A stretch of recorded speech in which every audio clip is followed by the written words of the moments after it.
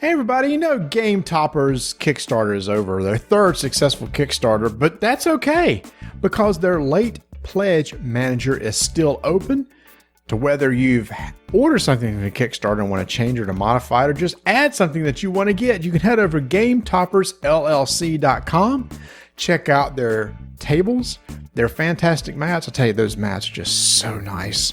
So nice. I will never not play. I will never not play on a Game Toppers map if I have mat. Wow. Let's try it again. I will not never play. I will always play on a Game Toppers mat. There it is. Got rid of the double negative with a positive. Did you know some of those mats are maps? You know, they are maps. So if I would have said maps, it would have still fit. That's absolutely right. Got them scotch guarded. They are well treated, ready to go. Who knows where that Berkey genius is going to next with some of his products. I hope he doesn't have any issues meeting his Kickstarter pledges. But be sure to get those pre-orders in soon. Head over to GameToppersLLC.com for all your gaming needs, all your topping needs, all your map needs, all your mat needs. Just head over to Game Toppers LLC.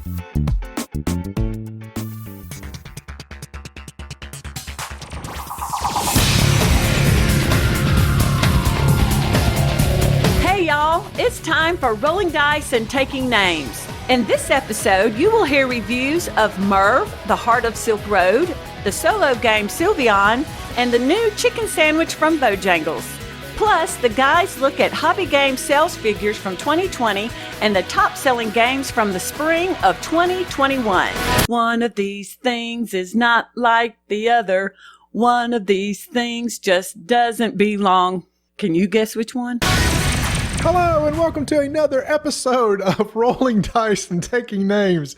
This is episode 235. I'm sorry, y'all. The name of this episode... Okay. I've got a lovely bunch of coconuts. My name is Marty. And I'm Tony. And I don't.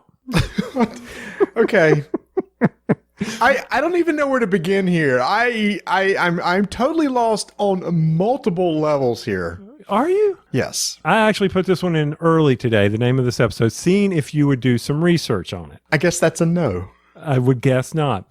So that song was very popular in not $5 worthy, the 40s, I think maybe late 30s or 40s time frame. Most people know it from Danny Kaye. Okay. And it's a song about an amusement park and a vendor, and he's got these coconuts selling them or something along some carnival game maybe. I don't know. I didn't do a lot of look into it. But the original person who sang this actually had millions of records sold on this song, and his name was Merv Griffin of the Merv Griffin fame, who did the game shows Wheel of Fortune and Jeopardy. And we're going to be talking about the game Merv, the Heart of Silk Road, which is all about trading. Look at you. You tied everything together.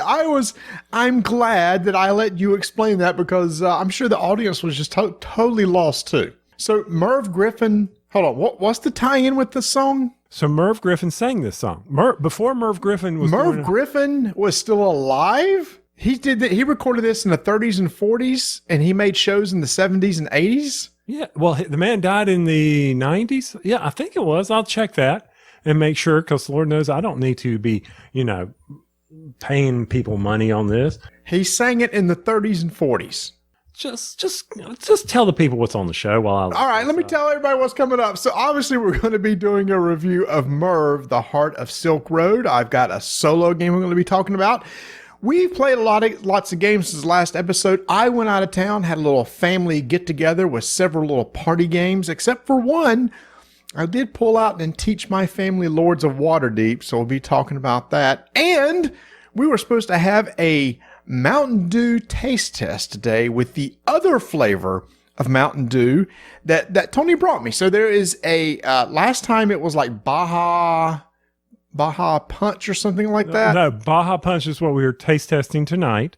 Okay, so last time it was something else. It has something with pineapple in it. Right. And of 1950s, by the way. I'm sorry, it was recorded in 1950, sold over 3 million copies. There. Now that I'll go with. Okay.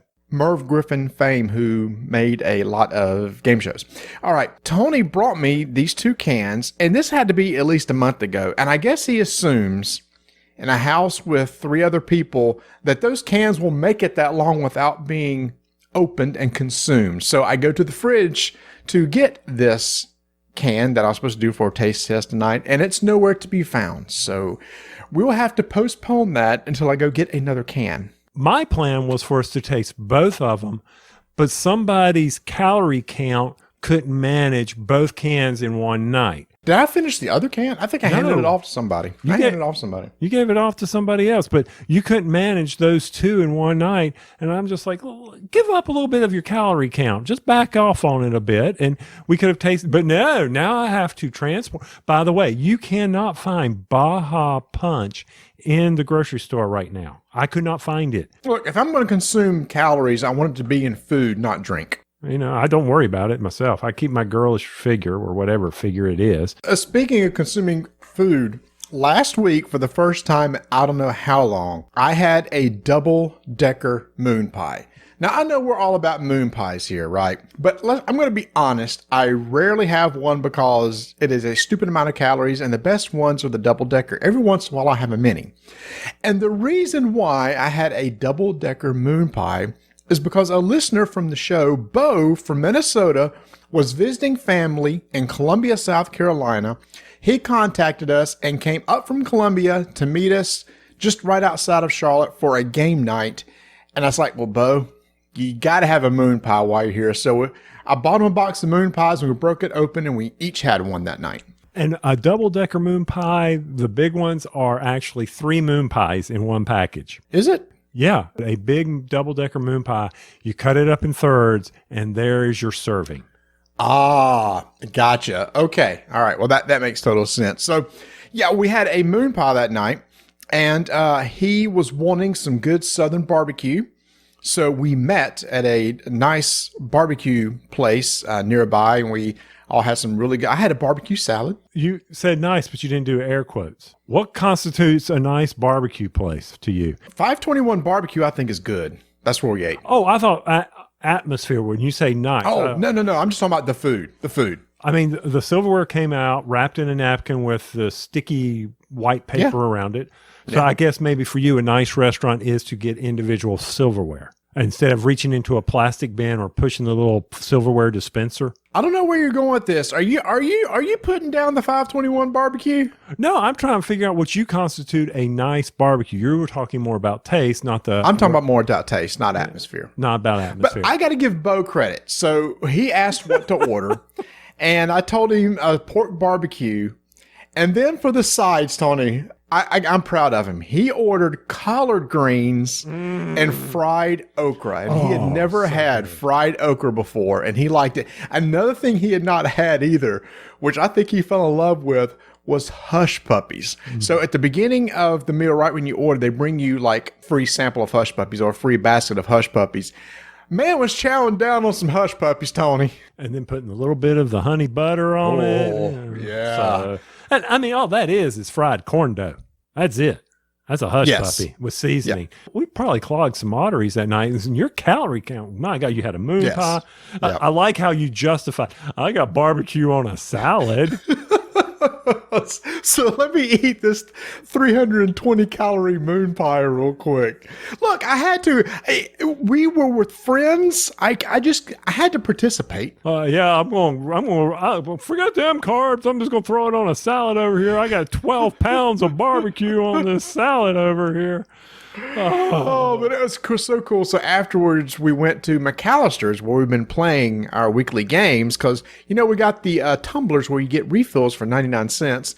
And we're regulars now. They know us they don't know us by name, but they know us. As soon as we walk in, they make sure that we're taken care of and everything. Yep. And we sat there. And I think the only game, we got to play 2 games that night. We got to play Omega Virus, the new 2-player game from Restoration Games, which is kind of a teaser or announcement for the upcoming remake of Omega Virus, which everybody has been asking for. It's a cool little 2-player game where you're trying to create patterns with these cards to find keys, and you have to put items together using the cards. And it's hard to explain. Anyway, it's going to be available at Gen Con, and it's also going to be available on their website. But the whole thing about it was, hey, guess what's coming, everybody? Is it Mega Virus? I believe you are correct.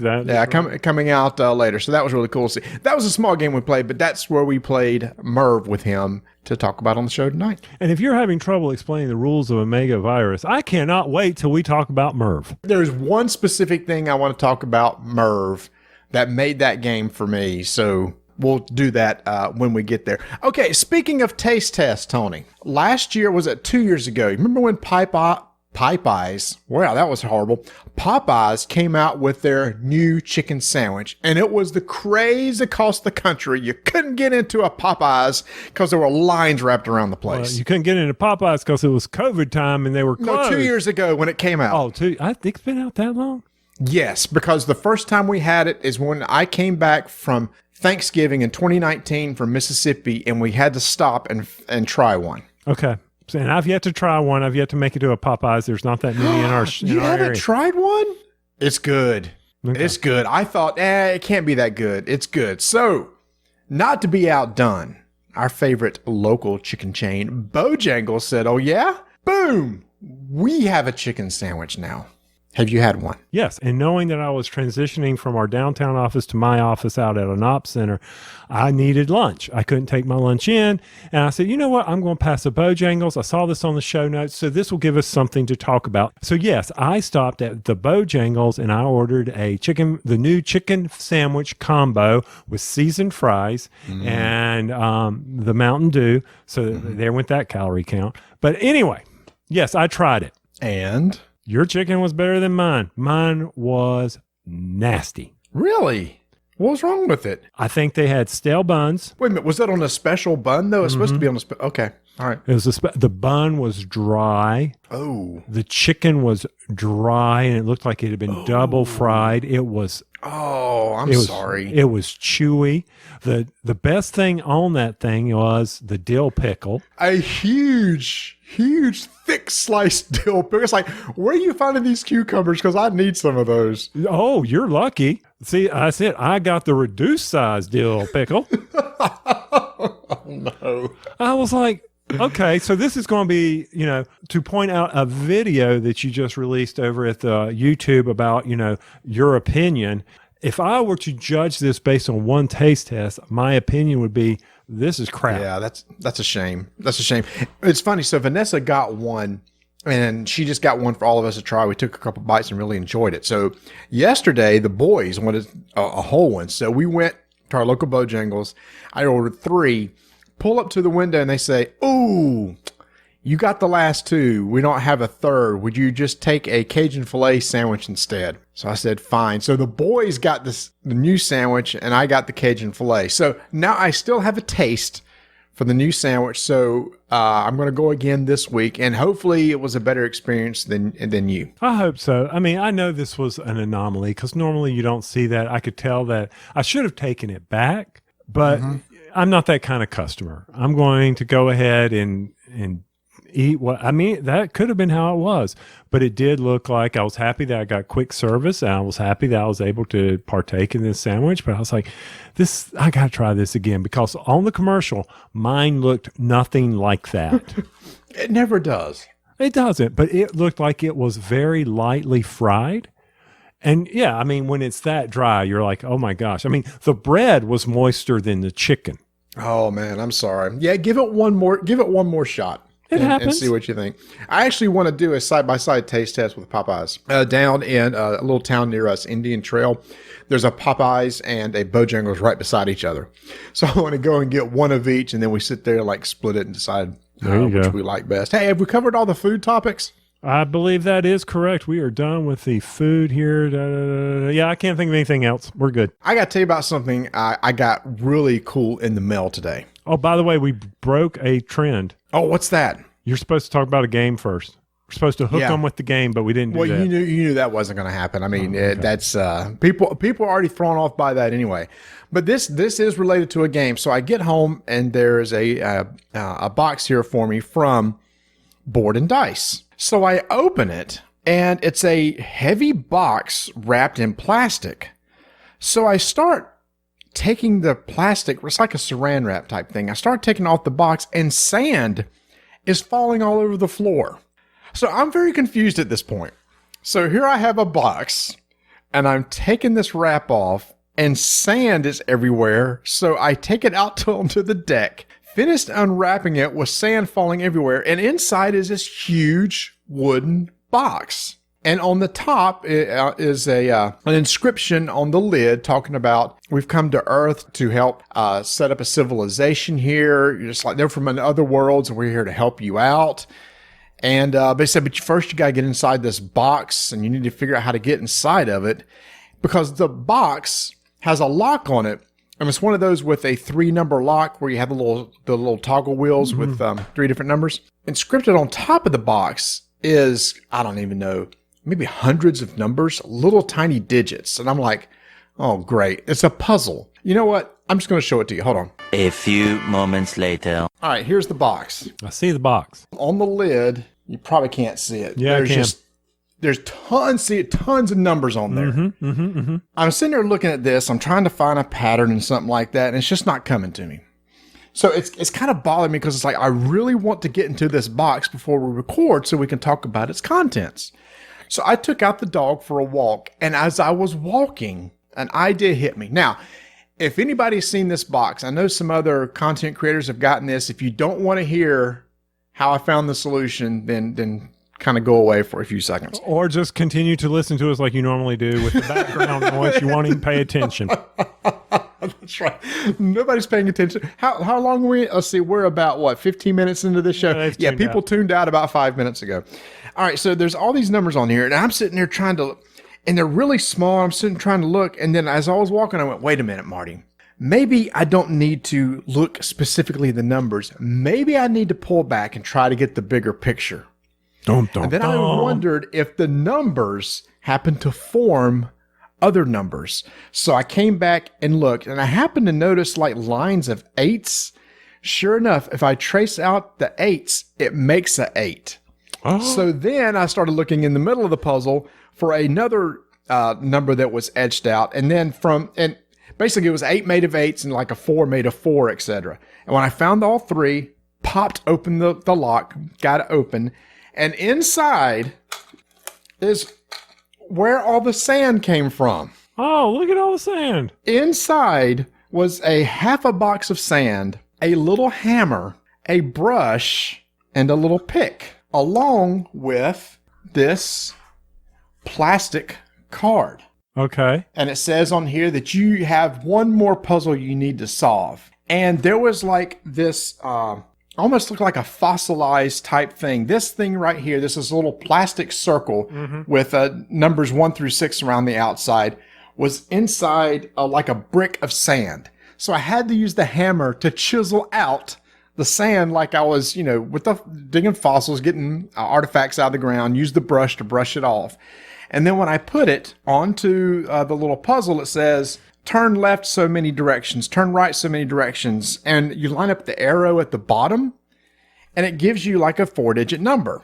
And then at the very bottom of this little plastic insert is a website that you go to where you enter in the final 4 numbers. And what this is a huge promotion for their brand new game, Origins First Builders, which is a new Euro game that has like a really cool dice mechanic in it that's going to be coming out. I think it's either September or October.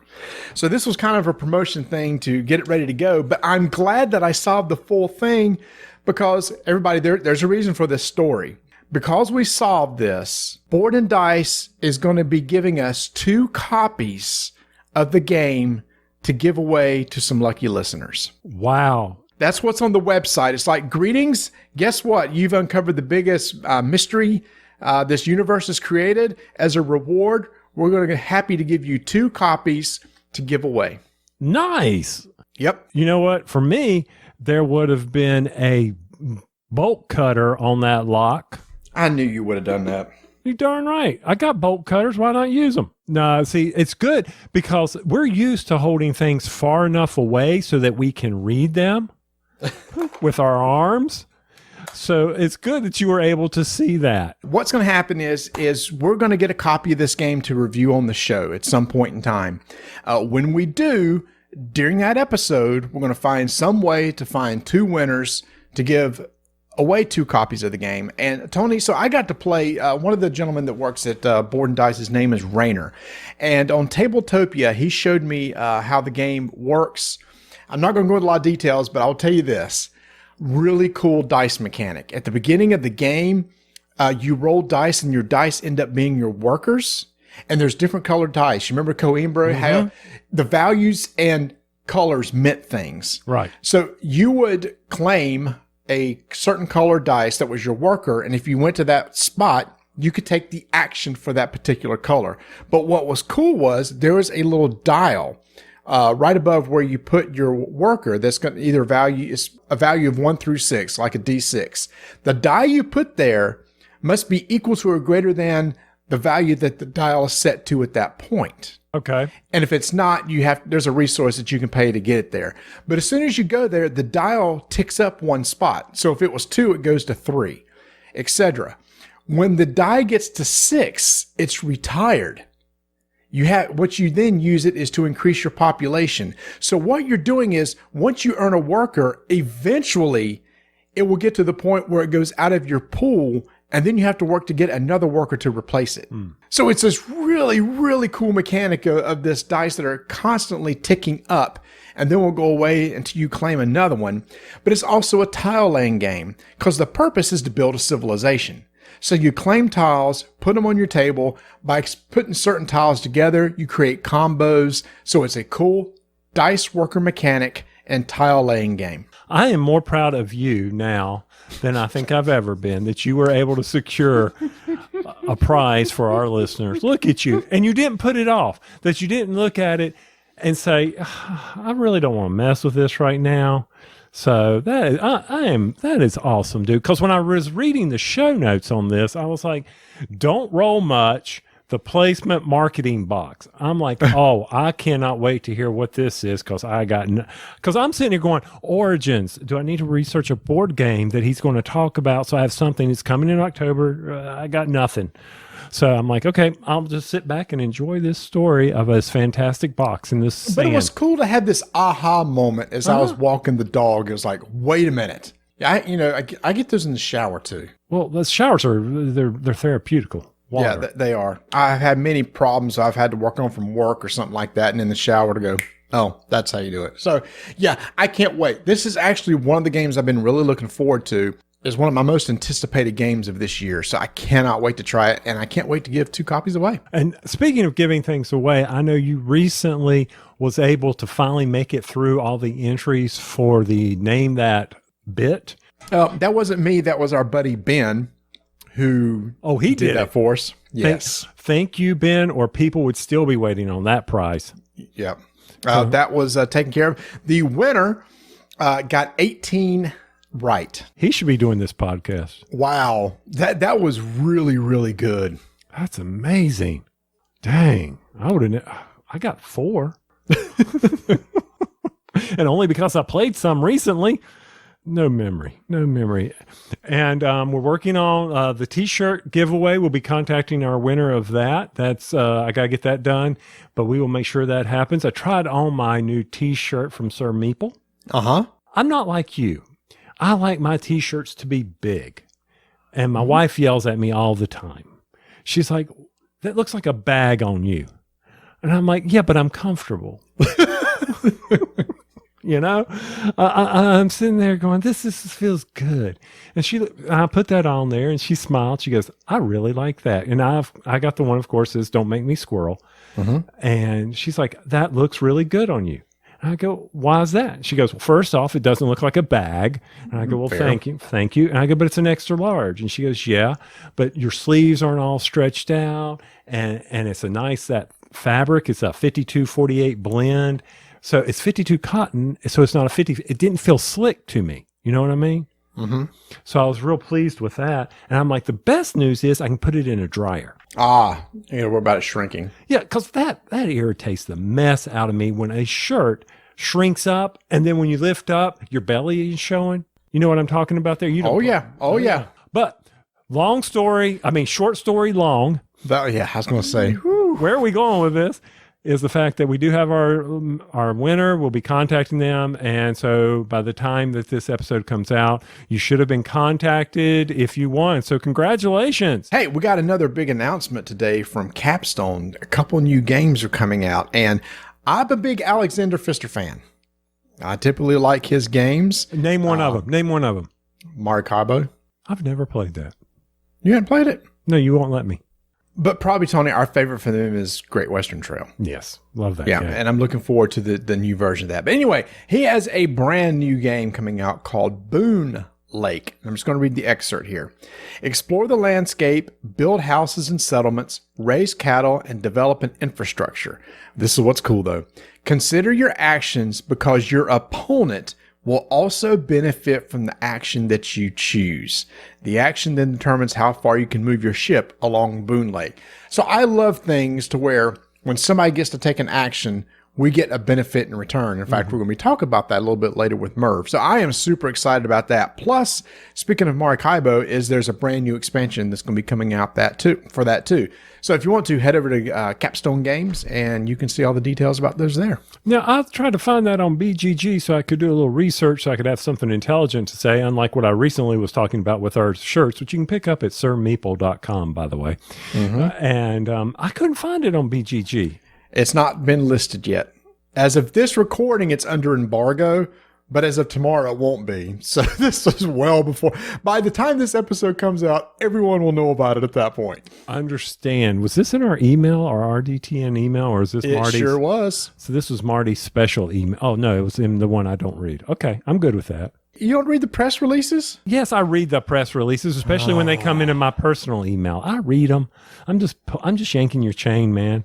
All right, look, did you play any games or anything? Let's see. The last game we played, it's been hot here in the Carolinas. And generally what I'll do is I'll set up out on the porch under the ceiling fan, but it's been too hot for that. But the last one we played was with my mom and my aunt and my uncle again. We drove up and saw her, and we played one that's been re-released called No Thanks. Yes. And very simple card game where you're trying to build sequences, and the lowest number in your sequence is your points. And part of that is you can tell that based on the card that's turned over, you can say, donate a chip and say, I don't want this, no thanks. And it goes around the table until someone eventually, the chips outweigh the penalty from it, and they take it and they get the chips. Chips are -1 point towards your final score, and you keep playing. So we finished this, and people love this game, but it is obviously not for my family because they said, no thanks, you don't need to bring this one back. I said, okay. Wow. It's nothing against, once again, an opinion. And they were it did not grab them, not like Bonanza. Bonanza grabbed them. Ah, gotcha. But I think it was the fact that we played with 5 people and the strategy was not there. They were just taking the cards. They weren't trying to push the chips. They weren't trying to force it, trying to, what's the benefit?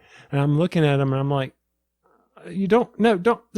And so it's kind of like in blackjack where someone gets out of sequence and the rest of the table gets mad at you because you should have stayed, but you hit and you mess things up. Should you stay or should you go now? No, I've got a lovely bunch of coconuts is the title for this one. Oh, sorry, my bad. That's about it. Other than Merv and no thanks, we really just haven't. We keep recycling. We keep playing Patchwork and Mandala Stones and Carcassonne. Donna loves her Carcassonne. Someday I'll get her to play an expansion. I went to the mountains with my family, my immediate family, and also my parents and sister and her family. So while we were there, I pulled out several games. One's a brand new game called Castle Party from DeVere. This is a flip and write. The theme of the game is you have a piece of paper where you need to get some monsters into a party. They've been invited to your party. And you try to best as you can strategically draw them onto the grid for the goal of getting points. It's kind of your typical roll and write, but there is something that's kind of neat about it. Whoever is first player is going to flip over a shape, and it could be like 3 in a row or 4 squares. They're all adjacent to each other. And the thing is you're going to have to draw that shape on your paper. there's going to be a monster in each of the squares that you draw. So the person who drew that card gets to orient it however they want for them to draw on their paper.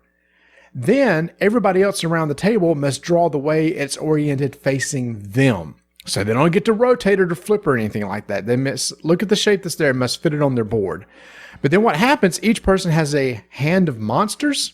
What you do is you put out on the table, you actually create the shape with the monster cards in your hand. They're little square monster cards. So you recreate the shape of that first initial card that was flipped. Once that's done, everybody must draw that onto their board.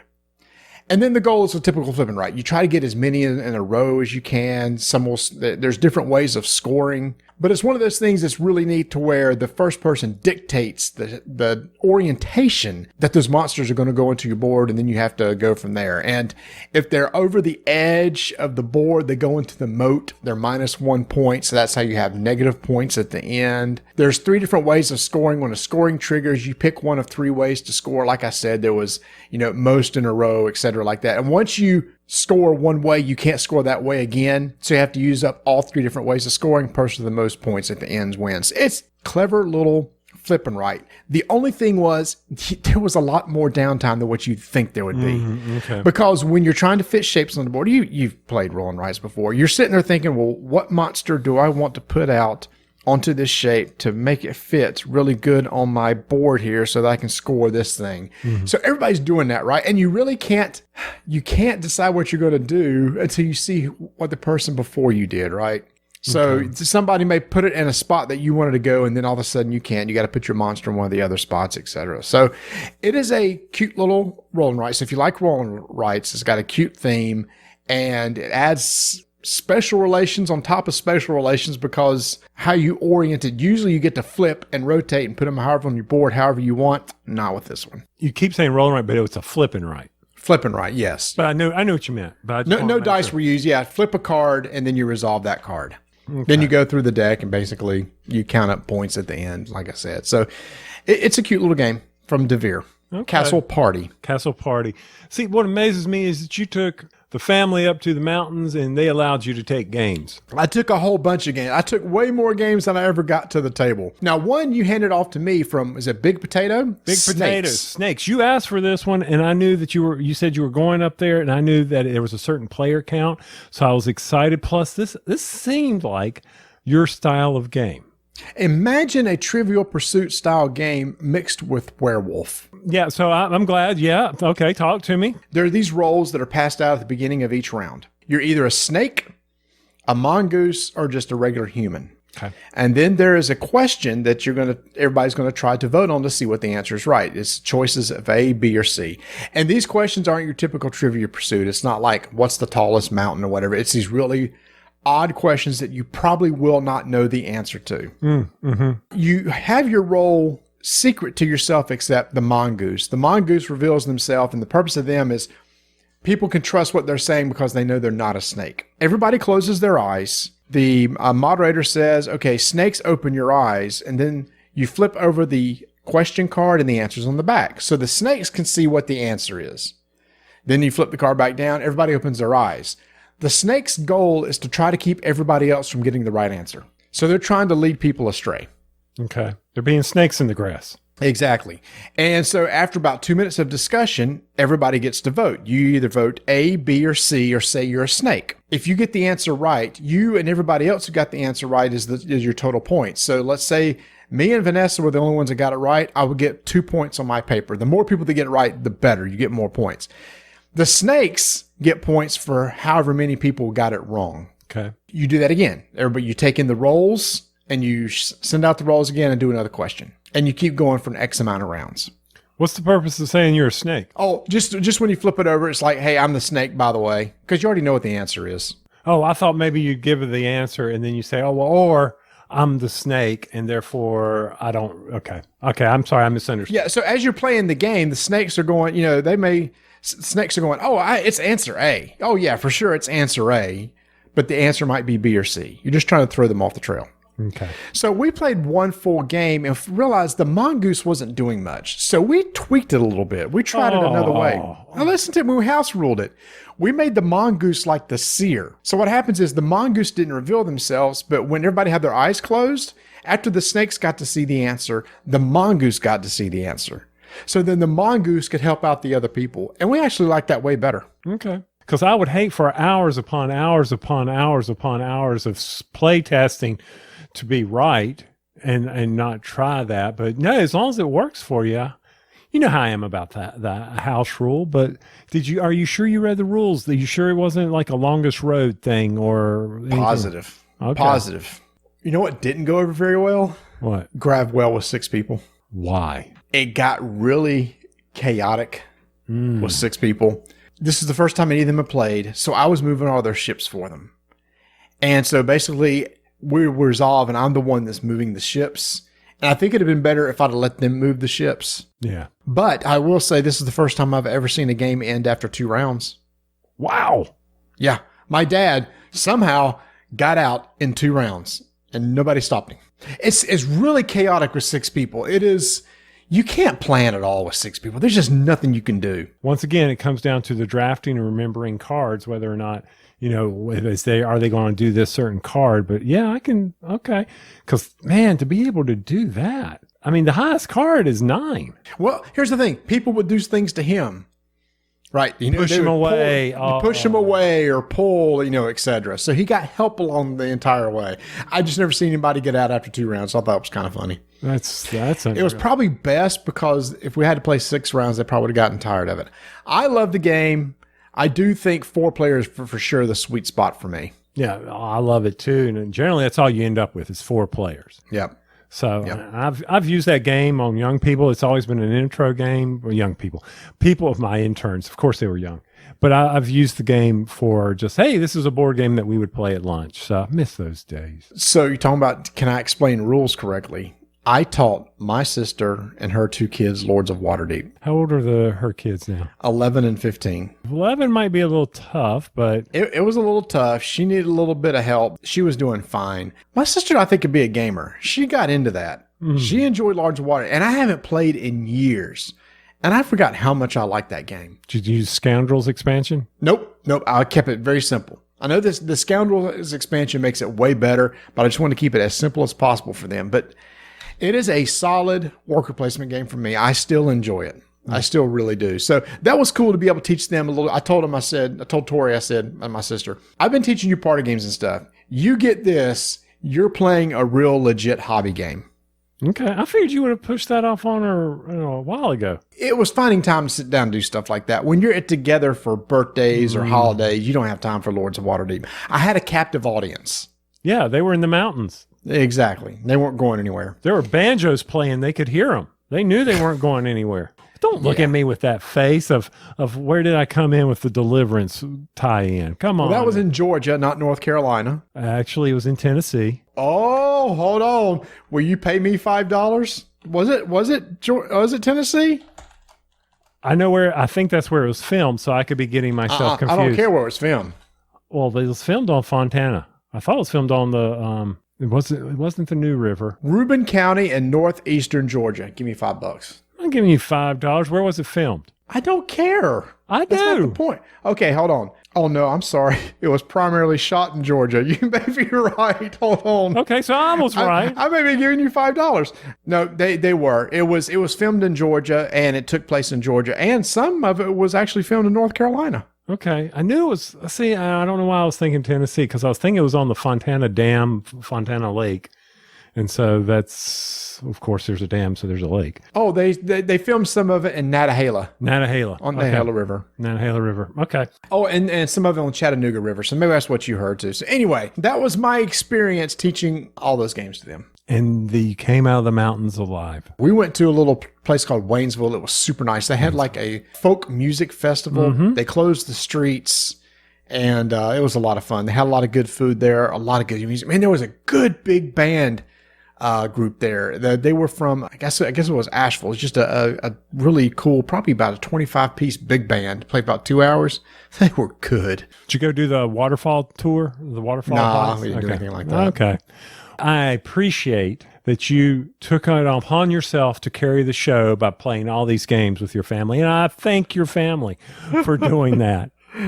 Yeah. I've also broke out the brand new Rivals deck from Vampire. Bert and I played last week. If you're into Rivals, you're going to want to check out these two new decks. I'll be talking about them more later, but two brand new mechanics. Finbloods have the ability to get extra actions per turn. So instead of just two, they could take more actions. And the Tremere have a whole new concept called rituals. It takes 2 actions to cast a ritual, and you have to populate the ritual with your blood. So you pull blood from your color blood from vampires to put on the card. But there's a really cool combo thing here. The Tremere has the ability to replace somebody else's blood on their vampire with their own color blood. So let's say you have some vampires out there. I can remove your blood and replace it with mine. So when I do the ritual says you must pull blood of your color from a vampire, not necessarily your own. So I could deplete you of your blood in order to charge up this ritual. So it has a little bit more depth to it than what the standard decks came out with. It's on pre-order right now, and it's really cool. I like both of those. Haven't played in a while. You'd have to reteach me the whole thing. That's what's so sad. I have no memory anymore. It just goes out. What is it you tell me? Prevagen!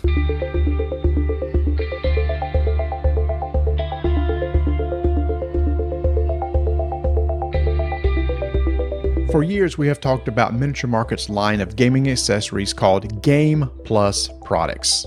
This line includes all sorts of products, from game bags to card cases to dice, card sleeves, dice trays, dice bags. If you're looking for a gaming accessory, and especially for organizing and carrying your games, then they may have a solution for you. But here's the great thing about it. These products are very well made, but they're not very expensive. For example, they have 4 different styles of board game bags, all of them $24.99. They have 2 types of card carrying cases that will hold 650 sleeved cards, over 1,000 unsleeved cards, each of those $11.99. And then they have a smaller case that will hold 250 sleeved cards, or well over 500 unsleeved cards, for only $6.99. Plus dice trays for $3.99, bags for $1.99, and a whole range of dice ranging anywhere from $3 to $8. I have a lot of these products and I use them all the time.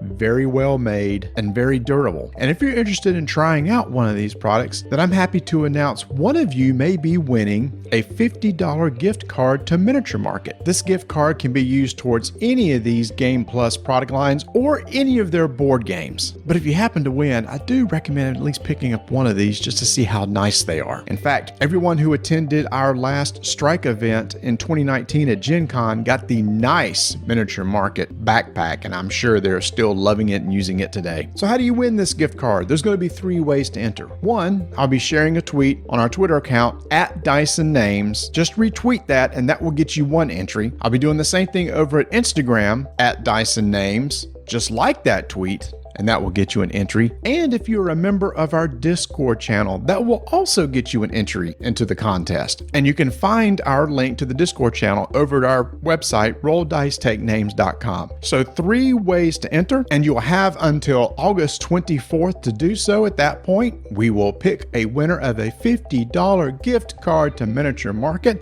A big thanks to Miniature Market for sponsoring this contest. And if you want to see all these great Game Plus products, plus all the great deals they have on their games, head over to miniaturemarket.com.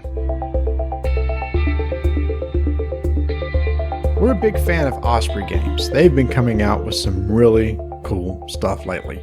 And late last year, beginning of this year, they came out with a game called Merv, the Heart of Silk Road. And it was hot and it sold out immediately. But Tony, they've restocked. They sent us one to check out. And I was really excited to try this out because this is by designer Fabio Lapinio. I have become a big fan of his games because the first game I ever played from him, do you remember Kalamala that we played? Yes. After you told me about it, yes, it came flooding back. And then I looked it up on BGG and I go, oh, yeah, I remember that game. What I want to emphasize on each one of his games that I like is the action selection mechanic and how typically other players benefit from maybe something you do or you get a benefit from when they do something. Kalimala was the same way. You had these random actions that are set up on this grid. And when you put out your disc, you would take the action on either side of your disc. If you happen to put your disc on top of an existing disc that was there, the player's disc that's underneath yours gets to take one of the actions. So there's this concept of stacking discs, and other people get to take an action of one of those two types during your turn. That removes downtime. I like getting to do stuff and get things on somebody else's turn. And that goes back to Puerto Rico. Mm-hmm. And I understand from that, it also does not limit your capabilities. Are you willing to take that is the risk and the reward. You have to balance those two from that game. So next game, Ragusa. Now I know you were not a big fan of Ragusa, but that was my game of the year, but it was the same sort of thing. You had these hex tiles, and when you put out one of your buildings, everybody around that tile got something for it. They got to take the action. So it's again one of those things, somebody takes an action, you may get a benefit from it. So when I read the rules and we sat down and played Merv, it had a lot of the same stuff. Now, peripherally, there's these actions that you're taking. And Tony, they're probably pretty much standard fare, right? There's different ways to get victory points during this game. There's set collection. There's collecting resources. There's turning them in to move up a track that could get you more points. There's a couple other tracks that one in particular I think is really cool we'll talk about. But again, the peripheral stuff is kind of your standard like Euro type trope, but it's the action selection mechanic that I just absolutely loved. To boil it down in Tony terms is you're going to collect resources, you're going to take some action. Those actions may benefit you in either getting victory points, which is how you're going to win, or you'll be able to build up other capabilities by gaining benefits from that. End game is collect resources, take actions to get a lot of victory points. But here's the thing. All of his games are like that. And if it was just that, okay, whatever. I've got 1,000 games that do that. But there's this action selection mechanic that exists in those other two games that's also in this one, because in the middle of the board is this grid. It's a 5x5 grid, and it's randomly populated at the beginning of the game with these tiles that have a resource and an action on them. And what you're going to do is you're going to move your pieces around the outside of that grid. You're going to move, for example, when you start, you can go along the top of the grid, and wherever you place, you take one of the actions in the column beneath it. Right when the game starts, you take one of your colored houses, you put it on that tile, you get a resource, you take the action of that tile. What's interesting is as other people start filling in houses on those columns, you could take advantage of places that they've put their houses. So the top and bottom of the grid, you look at the column, what's above it or below it. On the side of the grid, you look what's in the row, what's to the left or right of it, and you just activate one of those. But let's say, for example, we've been going a couple rounds and we have a bunch of colored buildings out on the grid at this point. I could go to a row that already has a few of the tiles with my colored houses on it. I can activate one of those, and when I do, I get a resource from every tile where I already have one of my buildings and take the action of the tile that I selected. But I could select yours. I could select your color buildings and activate action on that tile, plus get all the resources from wherever your buildings are. But then, Tony, you get a benefit. You get some resources in return from me selecting the tile with your building on it. Yes, I get the resource of that tile, unless my buildings also have some advanced tiles, which you can get later, then I would also gain those. Risk versus reward. My reward is using your buildings because it has the action I want to take this turn and get those resources that you have because I need those resources, but I'm also benefiting you by doing that. And as you were saying, what's quick about this game is the fact that no one can go in the row or column that you are in during your portion of the round, the four turns of the round. When your meeple's there, boom, you're there. No one else can come into that row or column. So that's a little deviant, then different from Kalimala. But it's important because Why is that such a big thing? And this was one of the things that kept tricking me up that you got to think about is that also helps determine turn order for the next round turn. There's only 3 rounds, but there's 4 turns in a round. So you have to pay attention to that. Simple mechanism, simple action, but the strategy behind it of what is my risk by using there and activating your buildings to get resources and giving those to you. By activating that portion of that row or column, where will I be in turn order for the next? Because I need to be thinking ahead, because if I'm not in the right position, someone could leapfrog in front of me and they could then take the row column that I would want to use. Yeah, so I was going to say that after everybody's taken their turns, the player's piece who's last will immediately get to choose one of the spaces for the turn order of the next turn, either 1 through 4. They automatically get to go to 4. They could jump to 1, but they have to pay. There's a resource in there called camels. And I could put a camel on spot 3, spot 2, then jump to spot 1 and take that space. So you being last in the side of the board will give you the option to potentially go first. Problem is if you're at the end of that, then you just got to take whatever's left over, and then you're kind of left to what everybody else picks at that point. So yeah, we got stuck a couple times I got stuck a couple times because, again, these tiles that has all the actions and resources on them are randomly put out. And some of the rows had the same actions throughout that entire row. And if you really wanted that row and somebody else went there first, you might not be able to take that action. And I think that could have been one of my problems I was having, was that the randomness didn't seem very random when they were being put out. That's part of the game, but dang it, this one row has all of that action. And that's going to hurt me, so I've got to plan ahead from that time frame. I got to think, what is that going to do? And once again, like you said, when you place that position where you want to go to your start marker, or where do you want to be next in turn on the next portion, you've got to figure out and look around, okay, if I go there, Marty doesn't have a lot of camels, so he can't jump in front of me. Bert doesn't have a lot. Bo doesn't have a lot. So I'm pretty safe taking this row and being at the end, or so I can go from there. I mean, a lot more strategy, more things to think about. When we first started talking about this game, Marty, I thought it would go by very, very quickly. And it did in the first few turns of the first round. But once the homes got on there, once people started claiming tiles to claim resources for later turns, that's when we started to slow down. Just some of the examples of actions you can take. Like I said, one of them is there is a row of cards that produce goods for you, and you could take one of the actions to go get a card from that row. There's this whole concept of which ones you can get. They have camels on them and et cetera, of which ones you can pick up. It's almost like Century Spice Road. You have to go pay stuff to go down the line to get maybe to the card that you want. But in that case, you're trying to get as many different sets as possible for in-game victory points. There is a mosque track, which I talked about earlier. By paying resources, you can move up the mosque track, which gives you maybe benefits, some influence, some in-game victory conditions. The one I thought was cool, though, Tony, was the palace. And this is where you can score points at the end of each round. And you can put out your markers out there to indicate one of 4 different places that you want to be able to score. But there's a track in that palace that you must have your marker move up to be able to even score. So if I have 3 markers out there in the 3 different scoring positions, my marker must be at least up on the 3rd spot on that track to be able to score all 3 of them. Let's say, for example, it's only on number 2 of that track, but I have 3 markers to score. I can only score 2 of the 3. I thought that was really cool because you've got to constantly take an action to get your marker up that track so that you can trigger those those in-round scoring, which actually ended up being a pretty big deal. Yeah, because you're scoring victory points. That's one of the things. You know you're going to be scoring points at the end of each round as you're moving up.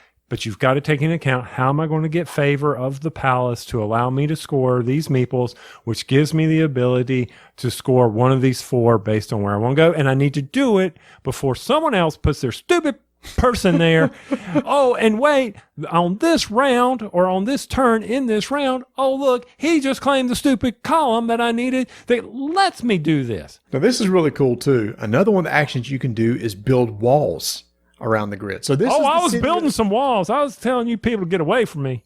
This is the city of Merv, and they were invaded by Mongols. And so at the end of each round, Mongols will invade, and they will take out buildings that's been placed on the tiles that you've been strategically placing, unless there are walls there to protect them. You can eventually build wall off the entire area so everything's protected. But each action tile must be protected by a wall above and a wall to the left or right. And if there's no walls there, then that building will be destroyed unless you pay a bribe of that particular resource for that tile in order to keep your building there. So that's something you got to keep track of too, especially early in the game, because you spent time getting that building out there and you want it to stay there. So you want to make sure to be able to protect it. So one of the actions is build a wall, but the walls get more expensive over the course of the game. They start out dirt cheap, like one resource, but they end up going to like 3 resources per section. Do I want to pay the bribe/ransom for this in order to keep my city there? Or do I just want to sacrifice it because maybe next round I'm not really going to claim that row, but do I want the benefit if someone else goes there and then wants to activate that? More thinking to do. And there's a lot of stuff going on. There's other actions for collecting scrolls, and there are these cards where you can apply scrolls and resources to them. If you're the first to do it, you get resources. Again, there's a lot of ways to generate resources, and this is one of those games where I believe, Tony, you can't do everything. No. You kind of got to focus on a couple things, and that's the path you're going to go. For example, I came in second place, and I didn't even do the set collection thing. I didn't do that at all, and still came into second because I focused on other areas of the board. And I came in a distant fourth and got pouty face. You did get a little grumpy. Are you feeling better about it now, or? I don't know. I really don't know. I don't know how I feel. I mean, this is one of those games where the first playthrough, it's either going to grab you to learn. I mean, you're going to say, oh, I got this. I understand what's going on here. Or it may take multiples. And for me, I think it's going to take multiples for me to sit down. I didn't pay a lot of attention to how the tiles were placed in the center. And I think that was really to my detriment, that I was not looking at that. I wasn't thinking of tying the actions. I wasn't really planning a lot. I don't want to say it was because I was making sure everybody, because I taught the game. And sometimes when you teach a game, you're trying to watch what other people are doing to make sure everybody's doing the same rules, right? Sure. But I just think I played it poorly. I wasn't looking at the center. I was moving my little meeple, and he was getting his resources, and then I'd move him again, and I didn't play it well. Oh, wait. Should I have really gone there? No, I needed to be increasing my, I don't think it's called incentive. It was the one, because I was going to try to collect all the spice. Influence, thank you. Yep. I was going to try to increase my influence so I could do the set collection. I was going to bypass the mosque. I had already figured I would give that up. And I did the mosque and skipped the influence. So, and everything's kind of tied together, right? The higher you are up on the influence track, the more different types of goods that you can have, which you're going to want because it's the different types of goods that will score victory points at the end of the game. So it's all tied together really well. So let me ask you, do you like this better than Ragusa? Ragusa has been forgotten. So yes, yeah. So here's the thing. I just love what this designer does with this action selection mechanics, from Kalimala to Ragusa to this one. I just think it's really cool that on your turn, you may benefit somebody else, or on their turn, you may get something from it. And what it does for me, it keeps me engaged the entire round. I don't have time to get on the Switch or on my phone because I might be collecting resources or something like that. And sometimes if I happen to get the resource I may be needing or something, that may change what I do with the next action I select. It may totally change it. So I really like that. I love being engaged on other players' turns. And I think that designer Fabio Lapinio does a really good job of doing that. So anytime he puts out a game, I'm super interested. Oh, by the way, the art's by Ian O'Toole. And if you know Ian O'Toole, you'll know it looks amazing. The graphic design, I thought the graphic design we actually mentioned was, okay, we got this. We understand what these symbols mean. It was very easy to read the board. There's no words on the board whatsoever. Right. Yeah, I agree with you on that. So counterpoint, you felt like you were engaged on everybody's move. Yep. I didn't, because whatever I was left to have to be able to do was based on where your meeples were. Well, no, hold on. Not if you went first. You had to have camels to go first, or you had to be in the right place. Well, I'm just saying it wasn't always the case, because lots of times I spent the camels to make sure to get to the position I wanted to get. If you have the camels. Well, then you should have got camels. I had camels. That wasn't the problem. I'm sitting over there trying to say, why I need to get this action on this row column. That's what I need to do. That's what I need to accomplish. And can I get there? And if you took that from me, then I'm like, okay, now I've got to go back to plan B. What is plan B at this time? How do I benefit from that? Oh, wait, have I got the right resources to build a wall to protect my houses? So that's another thing you had to sit there. And sometimes I was like, I was taking the suboptimal move, which you have to do. I thought it was cool too, is when you built houses, if you built walls that actually protected other people's stuff, you got more influence for it. They got a benefit of a wall going there, but you got the benefit of increasing your influence more by protecting somebody else. There's a lot of little interesting engagements. And like Kalimala, the action tiles that come out for the action selection are random. Just like this, that 5x5 grid is going to be randomly made every game. So every game is going to feel totally different. Yes. Because you had one row. It was the red house row of Marty. Yep. And I'm like, okay. And I knew I was in last, and I did take an action that would benefit you, but to keep you from getting all of those resources plus your bonuses. But here's the thing. Remember, like we said at the very beginning, if you pick a row or column and pick somebody else's tile that has their house on it, you get all their stuff. So you got all my resources. Yeah, I got all your resources, but I kept you from getting all those resources. You only got the bonus plus the house I activated. It is a little bit of a take that. And towards the end of the game, we all were kind of looking ahead around the curve to the next side. It's like, oh boy, I really need to get to that particular column or that particular row, or, ooh, like you did, I don't want Marty to get that particular column right there because he'll just get a ton of resources. Instead, you got a ton of resources for yourself. I don't know. I just like this designer. He just clicks with me. He clicked with me with the first two games. This one clicks too. I've heard a lot of people talk about it and really enjoyed it. I get it now. Merv, the Heart of Silk Road, man. I like it. Again, the actions you're taking, a lot of those are similar in other games. It's just how you select the action and get your resources is so cool. And for me, it's going to need additional plays. I'm not poo-pooing the game. Don't everybody come and be hating on me because of it. I'm simply saying I played it very poorly. I appreciate the design. I appreciate what you have to do, but it did not click with me. However, I want to play it again. It's not one of those, not like Ragusa, where I'm like, that can stay on the shelf forever. This game, I would love to play it again and see if I can do a better job. I feel like I can, but if you put it on the table and I screw it up as badly as I did this one, then we know where the problem is. It's not with the designer, it's with the player. And I own that. I'm a poor player and I'm happy to admit it. Thank you very much.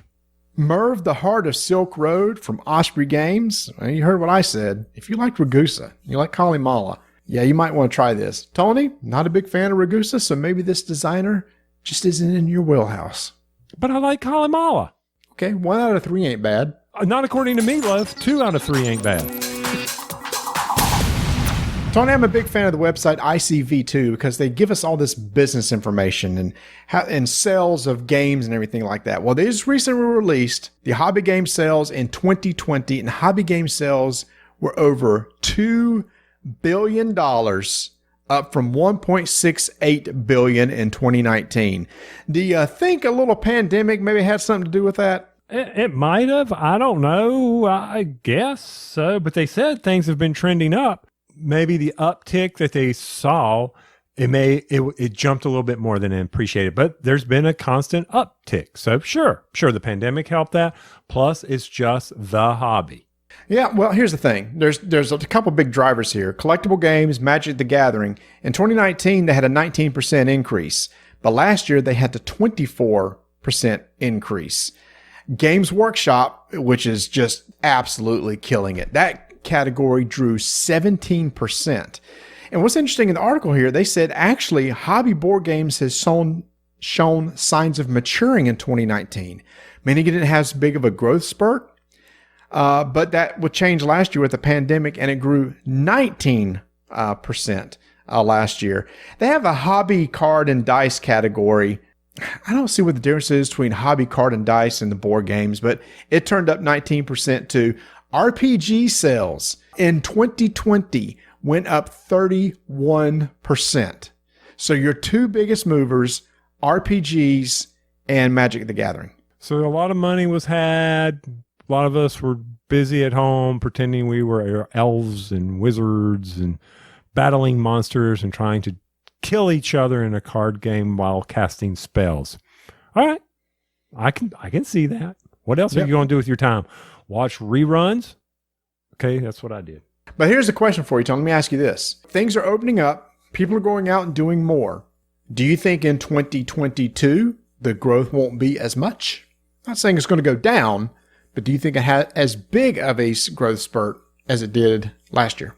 My thought is it will level off, not have as big a growth because people will be spending their income on other things. They'll be taking their trips. They'll be doing that kind of stuff, but they will be doing that stuff instead of spending it on these hobby games and board games. They're going to be getting out in the world. They got to. They've been pent up. They want to get out there. Yeah, and so I could see it go either way. I think personally that's probably the way that it'll go. It won't have as big of a spike. Maybe it goes back to 2019 levels. But I guess it could be another way too. Those people who didn't really get into board games got into it last year, and maybe they're hooked.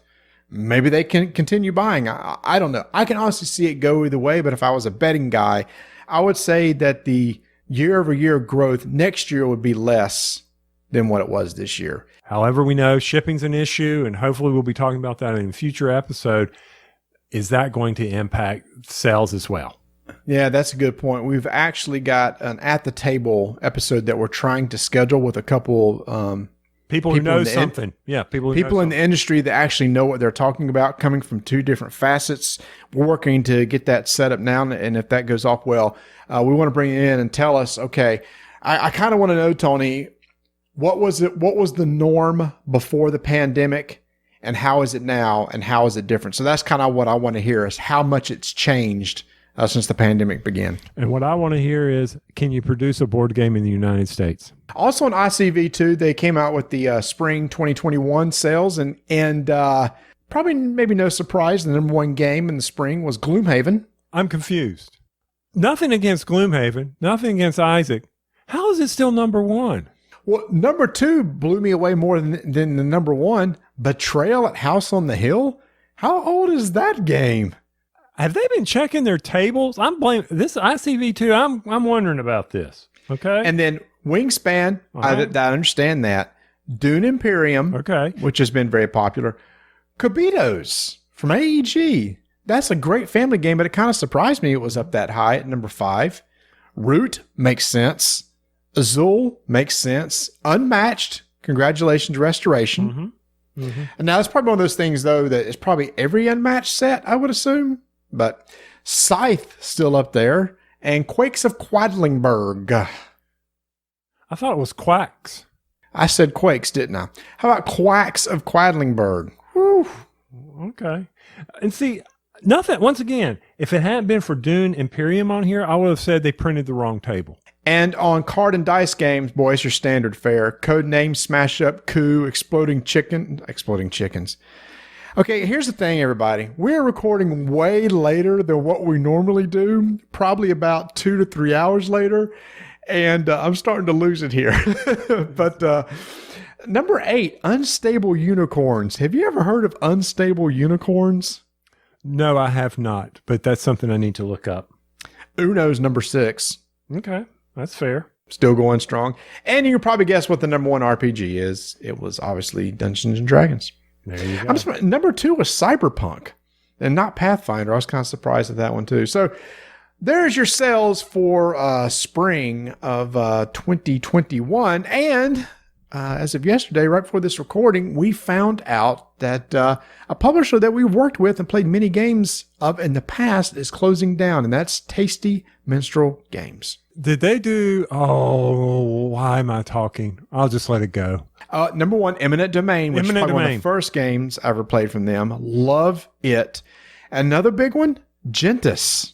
I hope somebody gets the rights to produce both Eminent Domain and especially Gentis. Gentis is so good. I'd like to see that on the table again. But one that I did recently see on the table again, when I visited my daughter over the 4th of July over a month ago, we actually brought out Scoville.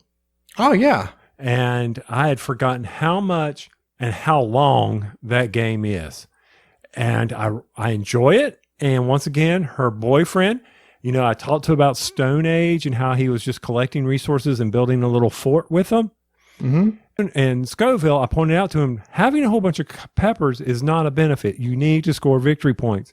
And he planted the clear pepper, the ghost pepper. And he says, I've won because I planted that pepper and no one else did. I said, if you want to play your own little game, you play your own little game. The rest of us are going to play by how it's supposed to be played, by the rules. But yes, Scoville, that is still one of my favorite pepper placing games. Have I? I don't think I've played Scoville. You may not have, but we were playing it at a Queen City, one of our mini get-togethers years ago. But she has it now. It's up in her apartment. So I'm sorry, because I was going to buy a copy and actually have my own copy because I enjoyed playing it so much, but I couldn't get it. It's out of print. And I was like, oh, well, she better hold on to that. So, yeah, I hate to hear that TMG's going out. Yeah, I do too. There's some good guys over there. I don't think it's the pandemic. The pandemic didn't start it. I know for a few years they've been dealing with some stuff. I know a couple of years ago they were actually trying to raise money through buying a part of the company.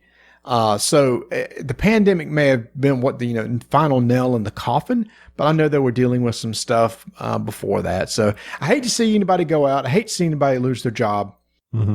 And I hope that those games that they used to produce will show up again somewhere, because Eminent Domain is still one really solid deck building game. Yeah, I still have it on the shelf, and we got that expansion. I need to go find that one. That one, You're right. That's a good deck building. I love my deck building games.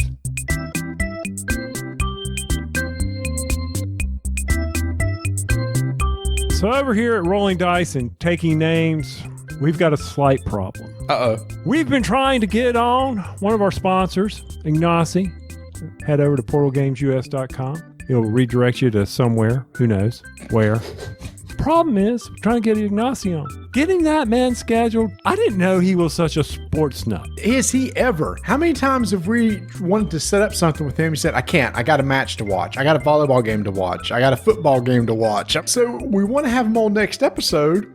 But we came out to him today and said, hey, how about this? Well, I can't record it this time because there's a match at 2:30 my time, so it had to be some other time. It's like, all right, so we hope next episode to have Ignacy on to tell us about, well, actually a game that's sports themed, 11, which is now you can go and to Game Found and make sure to subscribe there and follow there so you can follow up with that. Plus other games that's going to be coming out in the fall. I guess that's where his love of the sports is. Maybe there'll be even more. I mean, $1 Million Script. We've talked about it. Once again, head over to portalgamesus.com. Get those orders in. Get those pre-orders in. They'll take care of you. Love some of their games. Okay, I love all their games. I can't help it. Marty, I am going to try to teach Donna Stronghold Undead. Really? Yes. That's going to be my golden ticket right there, if I can get that one taught to her. Once again, head over to portalgamesus.com, check out all their incredible games, and hopefully, on the next episode, Ignacy will tell us what our real problems are.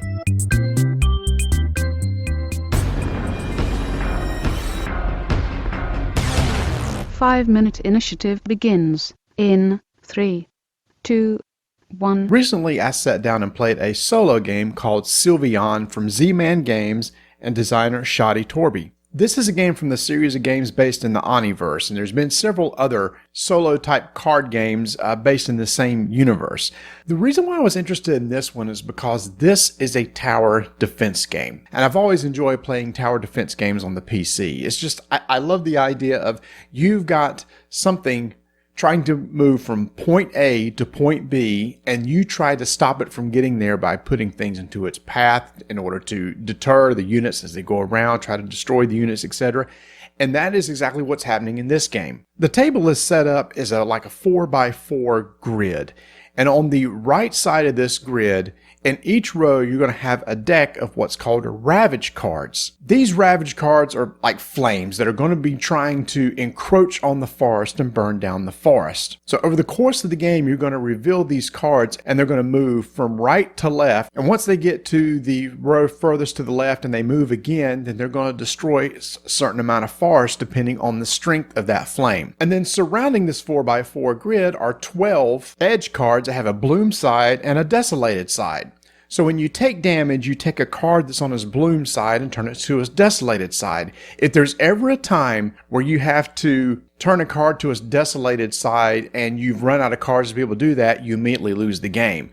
The goal of the game is to get through all the decks that's on the right side of the table and get rid of them, remove them from the game, etc. before the forest burns down. And then at the end of the game, every one of those edge cards must be on their bloom side in order to win. So the concept is really simple. You flip over the top card of each of the Ravage decks on the right hand side and you resolve them. Some of them are just flames and they're just going to immediately move one slot to the left. Some of the cards do things like they make the flames more powerful. They range in strength from 0 to 3, but it may pump them up by 1. So a 2 would go to a 3 would go to a 4, and the 0 would actually go to a 4. It may make the flames move one extra position this turn. You may have cards that make you discard card from your hands. There's all these things that are going on to try to mess you up. And what you have in your hand is a hand of cards in order to deal with those. You can actually put out cards into the grid such that when a flame card moves into your card, a battle ensues. And if it so happens the strength of your card is greater than the flame card,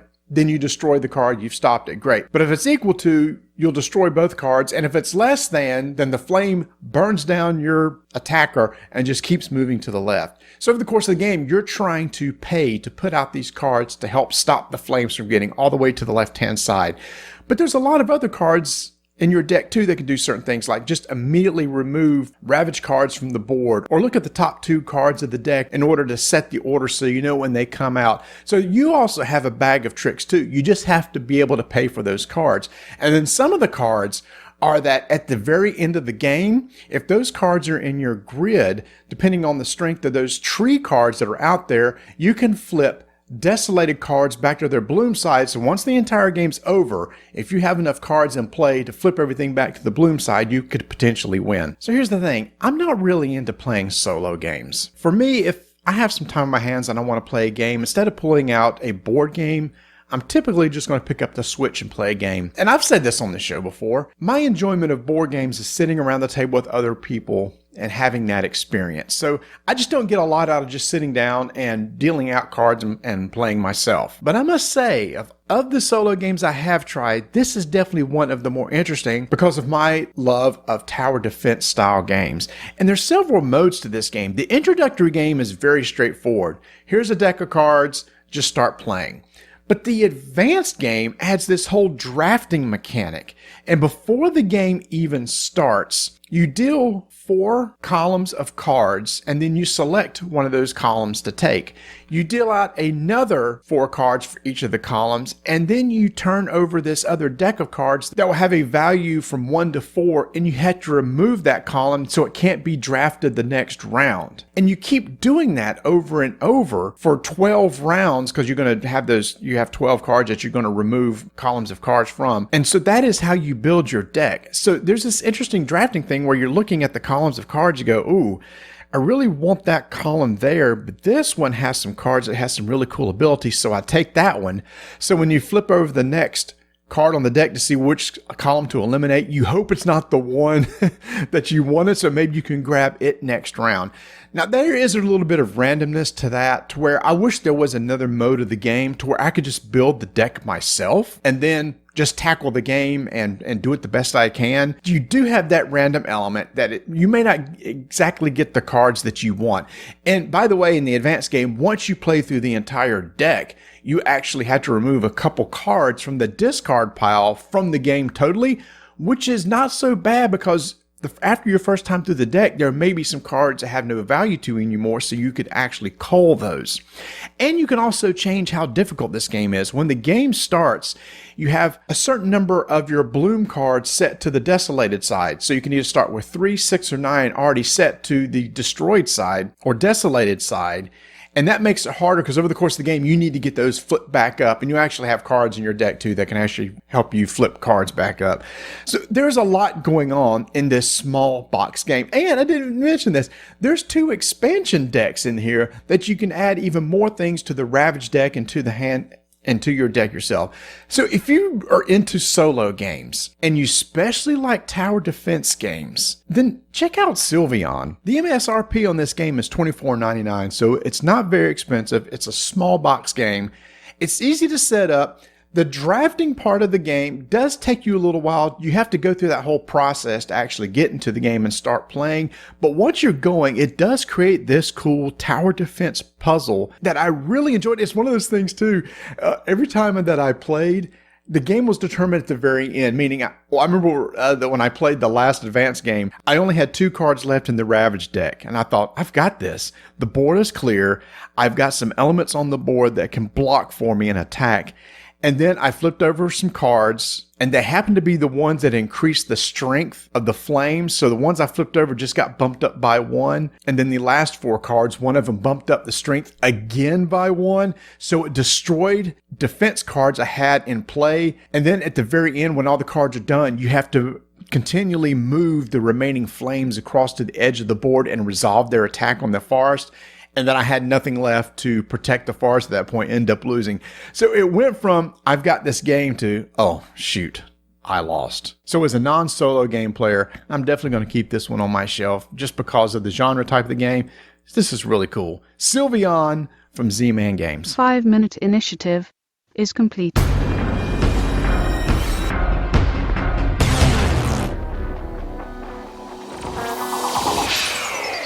Hey, we usually wrap up the episode by talking maybe a little bit of video games. We're actually going to kind of do a little bit of deep dive into the new expansion that came out on the Switch for Evolution Climate. Tony did not get a chance to get to that. I've been playing it, Tony. You've played Climate, the expansion for the actual game on the table, right? Yes. That is a good expansion. It is, isn't it? I had never played the Climate expansion until I played on the Switch. I love the concept of heating up and cooling down and trying to make creatures that can handle the heat or handle the cold. So I'm enjoying that. So once you get that set up, we'll do that for a little bit. Also, Steam, one of your favorite train games, is now out on the Switch. Yes, and we've got a multiplayer game going, which brings me back to one of the things I dislike most about the Switch. And not about the game, but about that. I don't know if you've taken your turn. Yep, 100%. I wish that there was a little indicator on the icon on the Switch main screen that maybe has a little border around or something that shows that it's my turn. Nothing on my iPad, like my Ascension games or anything like that, show me that a turn's been taken. Oh, it doesn't? Uh-uh. Oh, I thought there was like a little indicator, like a little dot or some of the icons of some of the show has been taken. Maybe like Sagrada. I don't know if Sagrada shows it or not, but you're right, on the Switch dashboard, I don't ever remember seeing that when we've played games, to let you know. Yeah, and here's the thing is, and this will be, I'm enjoying learning to play Steam again. I've only played it once with you on the big table, and I kind of forgot everything. The tutorial leaves a little bit to be desired, and there's no access to rules on the game. So like now, Tony, today, for example, you and I are bidding on something, but I don't know for what. Is it bidding for first player? Yeah, take the first turn. And then learning all the actions, because you can pick one of the cards, like engineer, etc. So I've got to kind of relearn all that. I will say that the interface of the game is pretty solid. Yes. I love how you can put the tracks down. You use the joystick as like an 8-directional thing, and you move it in the direction you want to build the track, and it's just real easy to lay track. Anyway, we'll get into that later, but if you're looking for some good solid board games on the Switch, the Climate expansion for Evolution is now out, and now Steam from Acrom Digital is out also. Did you get my chat in-game? Did you see the notification? I did. Okay, so that does work, because you didn't chat me back. I did. I said, I don't know what's going on in this bid part. Oh, so that was after I took my initial loan on Steam. So you've already played another turn. Yes. Okay, so it's my turn. All right, very good. Yeah, it's your turn. I think I bid 1. This has multiple maps too, which is really cool. That's cool. That's cool. Yeah, it is cool. So I'm looking forward to play that. And Tony, I don't know if you watched it. Did you see the big announcement last week, the reveal of Guild Wars 2 End of Dragons expansion? No. I love the game, but I haven't played after I got the one expansion. I played for a little bit and then stopped. So no, I haven't been on Guild Wars in a while. Yeah, so a big expansion's coming out called the End of Dragons, which I thought was going to be the last one, but they said, no, this will not be the last one. They got some really cool things that's being added. I just saw today that the guy who does the music for it, the track just finished. It's not Jeremy Soule. Mm-hmm. It's the person who did the last expansion, but I really like his stuff. He does a good job too. So I actually just jumped back into it over the weekend. I went back to the Path of Fire expansion. To try to get the mounts I got the second mount I needed called Springer, which is a rabbit, which is also need to be used in a Living World expansion. So my goal is I'm going to try to finish. This doesn't come out till early next year, February actually. I'm going to try to finish Path of Fire and the latest Ice Brood saga. So it's funny when I jump in the game, I end up really enjoying it while I play it. I don't know why I don't play it more because I played for about 2 hours just moving around and doing quests and stuff like that. That's one of the things I'm enjoying about the game. I'm playing this Assassin's Creed Valhalla, and it's just the open world concept. I do enjoy that, but one of the things I'm enjoying about that game is the fact that I have multiple ways of playing it. I have the ability of either being, and I think this is something that would be interesting from Guild Wars, is I can be a stealth character in Creed or Skyrim or those games that I was playing, or a range character or a melee character, depending on how I set up my build, which is different than the old MMORPGs. You picked a style. I don't know if you know this, but End of Dragons basically reintroduces the land of Cantha. You remember the factions expansion in Guild Wars, the Asian themed area? Oh, I love that one. That one was my favorite. That's what they're reintroducing, is that whole area. Yeah, I did finish that one. What I didn't finish was the middle expansion of Guild Wars. The middle expansion is factions. There were 3. I thought factions was Eye of the, what was the Eye of the North was a little expansion at the very end, but there was Guild Wars, factions. I can picture it. It's where I am now. It's where the Path of Fire expansion takes place. Nightfall. That's the one that's the one I finished. Yeah, I love Nightfall. Never got back to factions. And Eye of the North, I think I finished Eye of the North. So, and by the way, after this releases, don't forget, if you listen to us shortly afterwards, you still have your free comic book day. We mentioned it in a past episode. That is coming up on August 14th. So if you want to get over there, because in our Discord channel, Marty has decided to become a book person, and he has started this thread on books and on his Mangum or Magnum or something. I don't know what you're doing over there. I'm glad you said that because I totally forgot.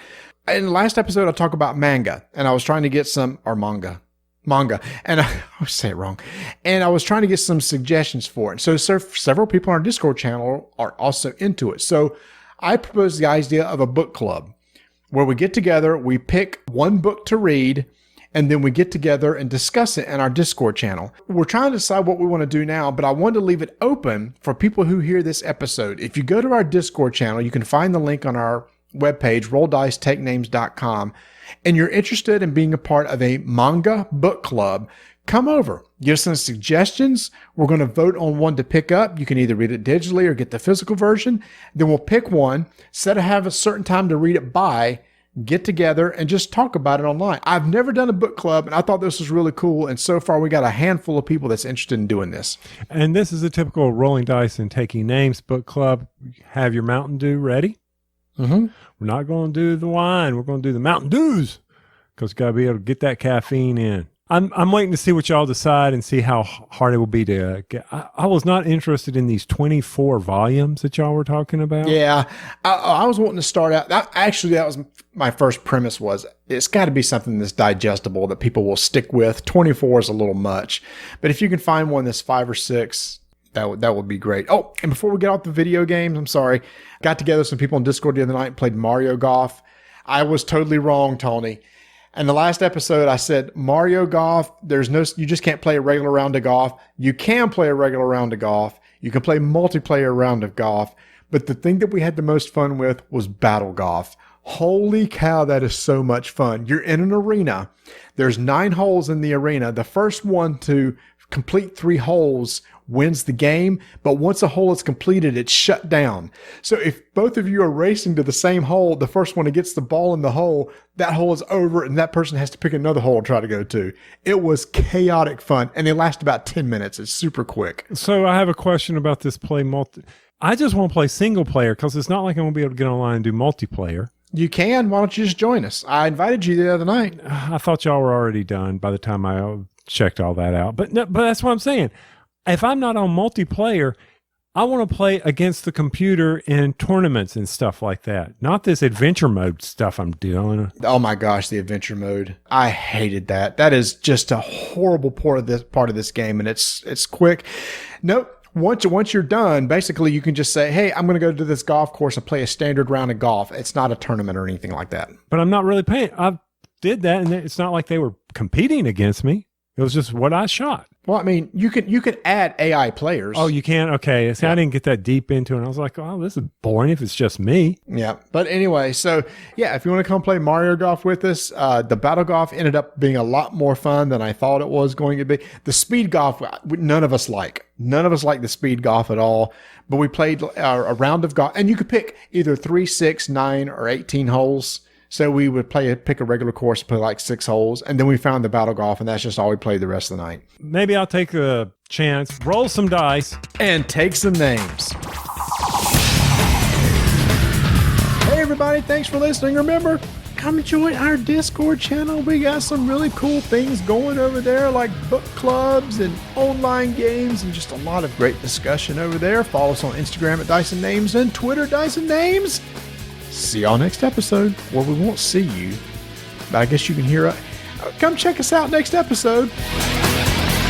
I can't drink this, can I? Nope. Now I'm going to be thirsty. Do you need to get something else? No, that's fine. This way I won't have to pee. Oh, freaking A, now you're just being cruel.